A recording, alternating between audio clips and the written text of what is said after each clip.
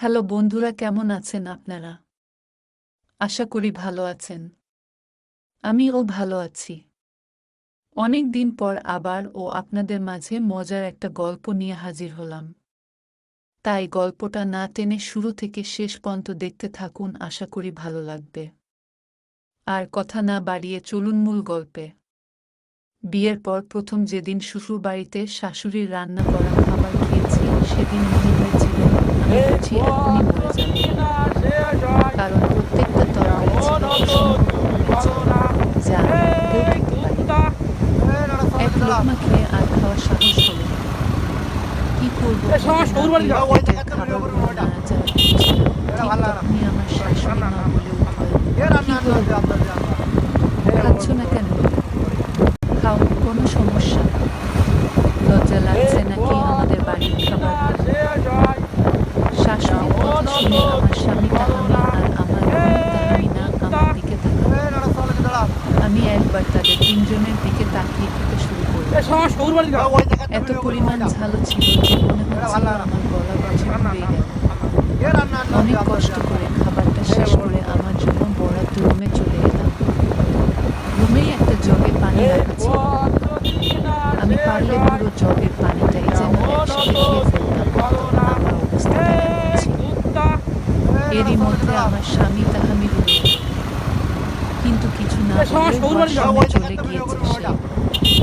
2-3 minute পর washroom থেকে বের হয়ে এক পলক আমার দিকে তাকিয়ে রুম থেকে বেরিয়ে গেল। আমার চোখে জল জমে গিয়েছে ইতিমধ্যে।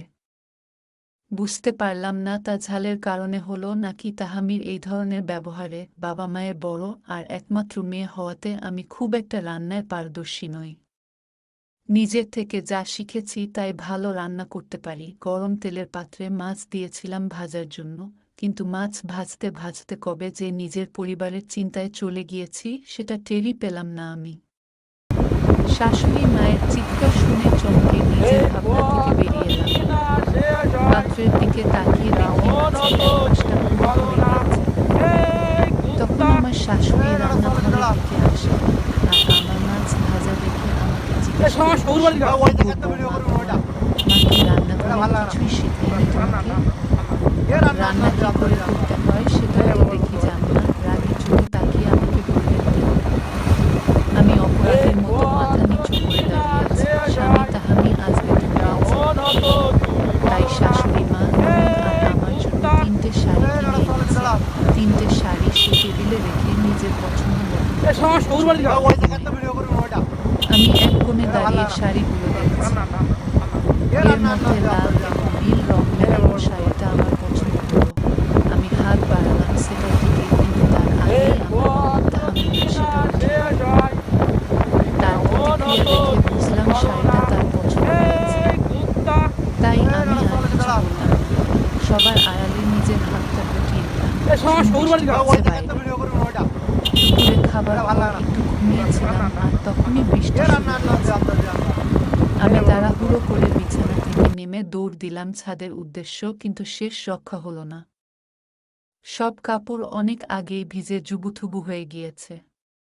মন খারাপ করে কাপড়গুলো নিয়ে নিচে নেমে এলাম, কিন্তু দরজার কাছে পৌঁছে দেখলাম শাশুড়ি মা রাগী ভাব নিয়ে দরজার কাছে দাঁড়িয়ে আছেন। মাথা নিচু করে ওনার সামনে এসে দাঁড়ালাম।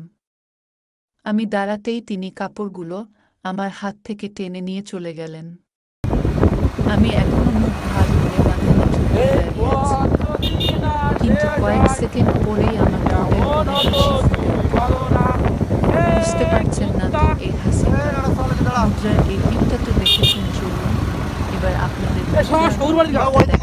জগের পানি প্রায় তলানিতে এসে পৌঁছেছে, কিন্তু আমার ঝাল এখনো কমে। আমি ভেবেছিলাম তাহমি হয়তো আমাকে খেয়াল করেনি, কিন্তু আমাকে ভুল প্রমাণিত করে দিয়ে 1 মিনিটের মাথায় সে হাতে মধু আর চামচ নিয়ে রুমে ফিরে এলো। আর সেই মধুটা চামচ দিয়ে যত্ন করে আমাকে খাইয়ে দিল। ঝাল খেতে পাওনা তো খেয়েছো কেন? আমাদের বলতে পারতে আমরা ডাকায় অন্য কিছু বানিয়ে দিতাম। শোন, এরপর থেকে যেটা পারো না সেটা কারো দেখাতে চেও না। এরপর থেকে খাবারে ঝাল কম করে দেওয়া হয়, নয়তো আমার জন্য আলাদা করে কম ঝাল তরকারি রান্না করা হয়।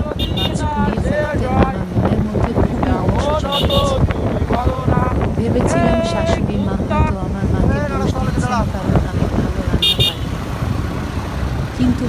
ওনার এই কথা বলার অর্থ অন্য কিছু ছিল। এই মেয়ে তোমাকে কি তোমার মা রান্নাঘরের কিছু শেখায়নি? তুমি এটা জানো না রান্না করার সময় চুলার থেকে একটু দূরে থাকতে হয়, কিন্তু তুমি তো একেবারে চুলার সাথে লেগে দাঁড়িয়েছ। শোনো মেয়ে, আমার ঘরে এসব চলবে না।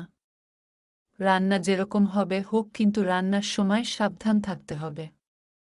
না হলে কিন্তু তোমার রক্ষে নেই। মন খারাপ করে এক কোণে দাঁড়িয়েছিলাম।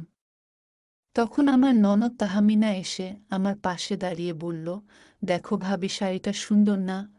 এটা বলতেই সে শাড়িটা আমার গায়ে জড়িয়ে দিল।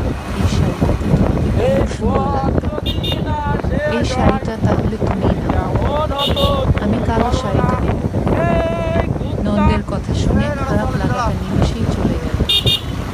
বুঝলাম ননদ আমাকে ভেজা কাপড়গুলো হাত থেকে নিয়ে শাশুড়ি মা চলে তো গিয়েছিলেন, কিন্তু পর মুহূর্তেই তড়িঘড়ি করে একটা তোয়ালে নিয়ে আবারও ফিরে এলেন। আমার গায়ে থাকা পানিগুলো মুছে দিতে দিতে তিনি বললেন, এই বৃষ্টির মধ্যে ছাদে যাওয়ার কি দরকার ছিল তোমার? কাপড়গুলো দরকার পড়লে আরও ভিজত। এরকম আর করবে না। যদি কোনো দুর্ঘটনা হয়ে যেত তখন কি হতো? যাও তাড়াতাড়ি শাড়ি চেঞ্জ করে এসো, নয়তো অসুস্থ হয়ে পড়বে। আমি শাশুড়ি মায়ের দিকে হাসি মুখে তাকিয়ে ভেতরে চলে এলাম। প্রত্যেকের জীবনে দুটো দিক থাকে। একটা মুদ্রার যেমন এপিঠ-ওপিঠ থাকে, তেমনি একটা ঘটনারও এপিঠ-ওপিঠ থাকে। আমাদের কোনো বিষয়ের একটা দিক থেকে সেটাকে বিচার করা ঠিক না। সবসময় উচিত দুটো দিক দেখা। সব শ্বশুর বাড়ির লোকেরা যেমন ভালো হয় না, তেমনি সবাই কিন্তু খারাপও হয় না।